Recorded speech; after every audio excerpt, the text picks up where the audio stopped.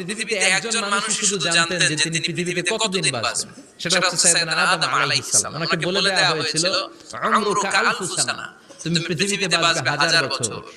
কয় বছর? সাইয়েদনা আদমের সামনে অনেকগুলো রূহ রাখা হলো। সাইয়েদনা আদম বললেন, এরা কারা? আল্লাহ বললেন, এরা হচ্ছে নাসালুক, তোমার বংশধর, পৃথিবীতে তোমার পরে এরা পৃথিবীতে আসবে। সাইয়েদনা আদম বললেন, আল্লাহ ওই যে একটা রূহ দেখা যায়, এটার নাম কি?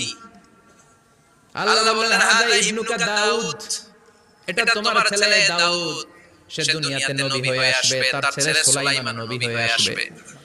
সাইয়েদনা আদম বললেন, মাবুদ, আমার ছেলে দাউদের কত বছর হায়াত আপনি দিয়েছেন? আল্লাহ বললেন, 40 সানা, মাত্র 40 বছর, 4 ইয়ার্স, 40 বছর তোমার ছেলেটা বাঁচবে।